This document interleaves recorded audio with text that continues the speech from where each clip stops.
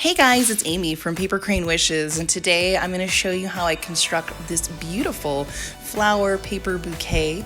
I am currently in lockdown in Albuquerque, New Mexico. It was recently announced about an hour ago, so I'm coming up with all sorts of cute, crafty ideas for you. A lot of these flower designs, I'll have a link in the description as to how I made each type. This is a Kusudama, there's a spiral, origami, and then there's a butterfly. This is the spiral rose. But once those flowers are finished, you can get started to make it into a bouquet. Like I said, all the instructions to make these specific paper flowers are down in the description. But I like to add little embellishments. So here I'm actually adding Swarovski style beads, and so it's just supposed to be giving more of an iridescent shimmer. I like to embellish all of the flowers with as many sparkles. This is a brooch. There are actually some wedding bouquets that are just brooches, believe it or not. And so when you're making these paper flower bouquets, it's really nice to be able to put in the brooches. And the reason I love putting in the shimmers is because they last forever. This cute little bouquet will be around forever, and you'll be surprised if you make your own because it's gonna be totally the exact same thing. And so all I do is I go in here and, I just hot glue things in, making sure that the shimmers look shimmery and everything looks beautiful. Isn't that gorgeous? My mind kind of goes dull whenever I see sparkles. And here I'm gonna show you how you put the floral wire on the spirally origami rose. It's really easy on the outs of this design to find little flaps, which is what I did here. I put some hot glue down and then I put the floral wire into it and I kind of pushed it in to create sort of a natural look. And I push it down, being sure to count to 10 or so. And then on the other ones, the other designs that I have, like with these, after they're finished, I like to try to put on a dot on top of the center behind it, just so that it's as fastened as it can possibly be. Because once you construct this into a bouquet, it's very, very sad when it breaks off because you take so much time into trying to make it be the most solid construction that you can come up with.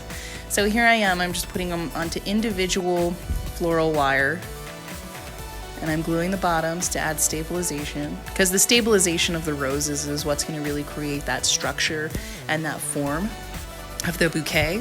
As I move into step 2, I'm folding the wires in half.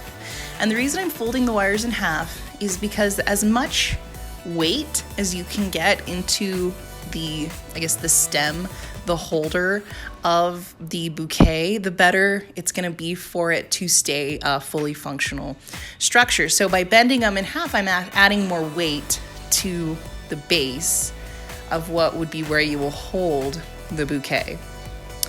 And I like doing this also because this allows for options of twisting the metal around it. You'll see how I do that in a second here. But look how pretty that is.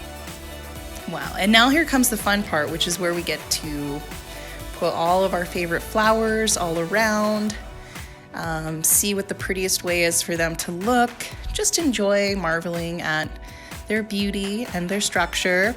I even put a little flower, I put a flower there and it has a little feather in it. I just thought that was so cute. Any sort of way that you can fluff it up, I guess. The paper just tends to look flat, and sometimes other little embellishments and dimensions is really what can make this super unique, valuable, interesting, and more amazing to keep in the long term in comparison to flowers. For this next part, like how I was saying, I have them on they're in half. I'll use that other half sometimes, or just another extra strand of floral wire to spiral down to create the stem and the base of where you're going to be holding your paper flower bouquet. Because if you don't have something that's going to hold it up very nice and perky, it might not be the easiest.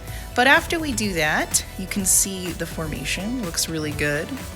there are things that you notice that like you'll look through and you'll see little spots, and that can totally ruin your experience when you're making a paper flower bouquet. So be sure to fill in any little spots that might not allow you to see all the way through, because sometimes when you see those floral wires, it can ruin the whole the whole feeling, or at least that's kind of how I feel about it. And so then again, I'm going one more strand again of floral wire to twist it around, just so we can make sure and incorporate that base to be something that's very strong in there. Now, to address more of empty spaces that might be a concern that you feel like is deviating the viewer's focus on the flowers, you can also use tulle. So once I got to this step, I was just putting the tulle in, just putting a little bit of hot glue in. I put it into a section where I felt like I was seeing way too much, and pushing it down, making sure not to burn myself, so I use the tip of my scissors here. And I just kind of look around and say, hey, you know what, that's a spot that needs a little bit more oomph. And you can do it with tulle, you can do it with feathers, you can do it all sorts of cute stuff. So here I took a ribbon to cover up the floral wire to give it that stick to hold it onto. For the first layer of ribbon, I didn't do any gluing or anything, it was just a regular layer of ribbon. For the second, I'm doing it right here, as you can see. I moved all the way to the top without gluing, and then at the top, I hot glued the top and held that together. And I like how this worked out a lot better than other stuff I've done in the past with this kind of thing, because it didn't have as much gluey feeling to it, not feeling, but like the edges, it was smooth. It was like a stick was supposed to be. So I glued it right at the top, and it stayed, and it's looking great. Like I said, I went all the way to the top. And I just really like how, look at all the sparkles. They just turn out so cute. So if you guys like this video, give it a big thumbs up. If you want to see more of my videos, hit the subscribe button. And if you want to be notified anytime I post a video, hit that notification bell. I always try to premiere my videos, which is great because I'm always in live chat. So you can say hello, talk about your favorite crafting things. And I hope that everyone has so much good, and I hope everybody's doing so good out there, and that during this time we all come together. I recently bought a sewing machine. I'm going to do a review on that in the next few days, and I also got my FabFitFun box, so I'll do a review on that in the next few days. So if you want to see anything like that, just, hit that subscribe button and hit that notification bell. All right, guys, I really hope you liked watching this video, and I'll see you next time.